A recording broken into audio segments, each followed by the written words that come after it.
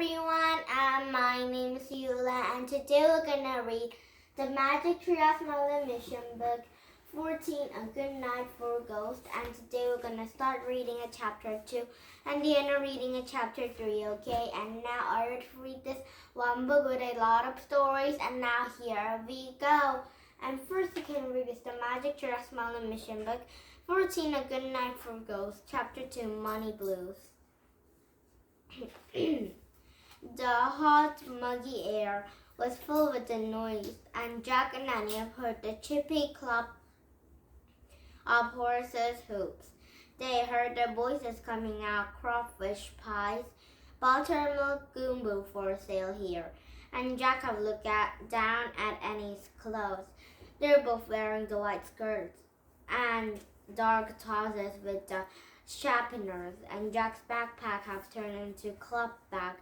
Neither Jack or Annie were wearing shoes. Not wearing shoes.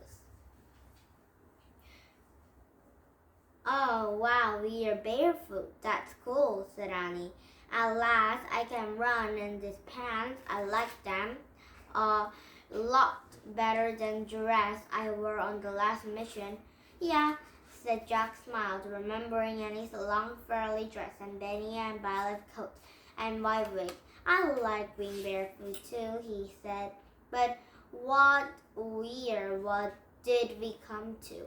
I didn't tell from our outfits. Jack and Annie have looked out at the window. The treehouse have landed to the grove of the palm tree. Not far away, steamboats turned to the river and Below them, to the bursting citizens, rows of the stories lined both sides to the wide street. Brandiers were selling food from the carts. Women choppers with the long skirts and men wore white suits and hats. Most skirts have horse and drum buggies have bumped alongside of a few antiquated-looking cars. Moving down the middle of the street were red and green train cars, each of an antique electric line overhead. That's definitely a long time ago, said Jack. But when actually? I can tell, said Annie. Maybe our search book can help us, said Annie. Oh, said Jack. I will look up Lucy Armstrong, said Jack. Look at the index of the history of New Orleans music and find the chapter of Louis Armstrong. He read, born in New Orleans in 1901, Louis Armstrong grew up to be the greatest jazz musician who had ever lived. The photos showed an African and American man playing the trumpet. His cheeks are puffed out and his eyes were closed as strange lights were shining at him. Dozens of people were in the endues, and the captain under the photo read Louis Armstrong, King of the Jazz. So what is the jazz actually? Asked Annie. The kind of music, said Jack. Well, yeah, but what kind? Said Annie. Jack looked up at the jazz glossary of the book, and he had read. Jazz began in New Orleans at the early 1900s, at first played by African Americans, and the style of the music that has a strong beat that plays a lot of feeling. Jazz models are often made of the spot. Got it, said Annie. Read more about Louis. Jack flipped back to the pages about Louis Armstrong and read. As a young teenager, Louis Armstrong often performed the kid bands on the streets of the city. Eventually, he played the music, and his dance halls developed the music talents, perfuming the Nespi riverboats. And at 21, he moved to the Chicago war.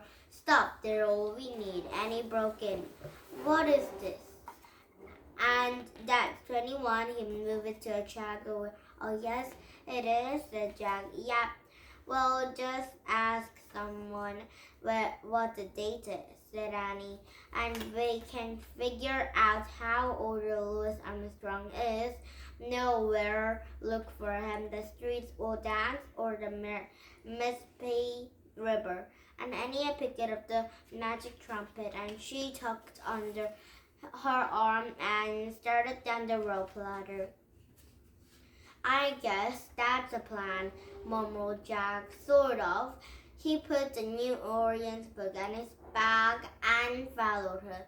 Her barefoot, Annie and 100 of the children to the wide, dizzy street, a sign of the reed of a canal street.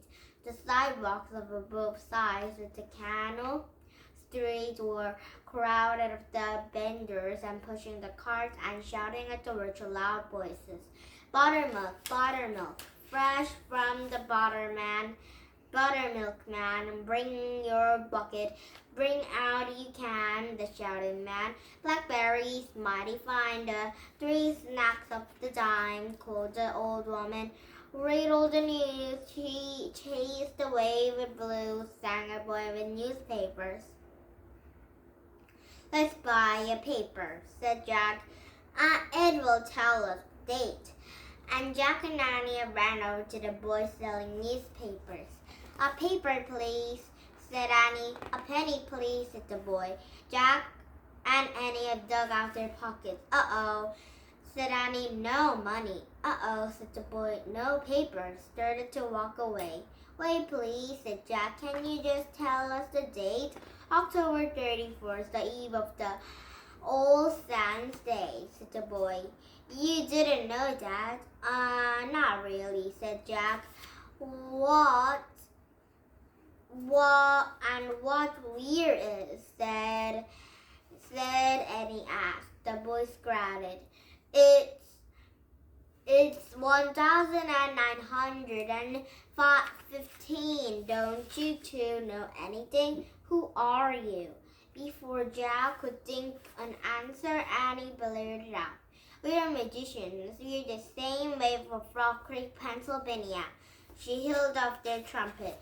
All right, and it's different year at the Frog Creek, Pennsylvania, here in New Orleans, Louisiana. I forgot. The boy had handed up the street and laughing his own joke.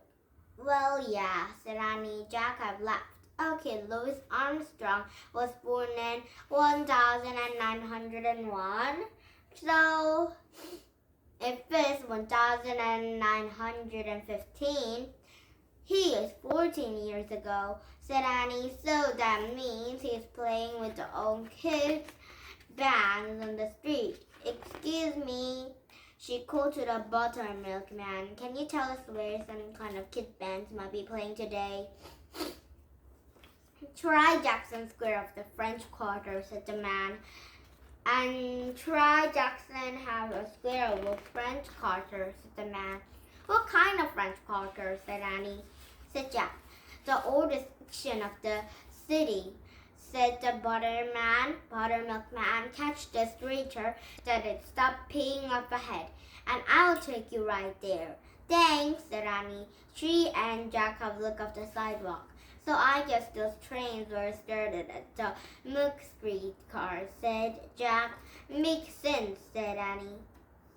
Jack and Annie have a streetcar to stop. They have stood into the line and have climbed aboard. Oh, wait, said Jack to Annie. We don't have money. He has started to leave. Hey, Sonny, what are you coming or going? Said the conductor. Sorry, we made a mistake, said Jack. We don't have money. Don't worry, there's no fare today. It's the eve of the All Saints' Day, said the conductor. Oh, good, said Jack. He and Annie have chose the wooden seat near the door and sat down. Could you tell us where we go for Jackson Square of a French Quarter? Annie asked the conductor. Sure thing, said the conductor. Annie had raised up the magic trumpet on her lap. Lucky for us to come on the eve of All Saints' Day, said Jack.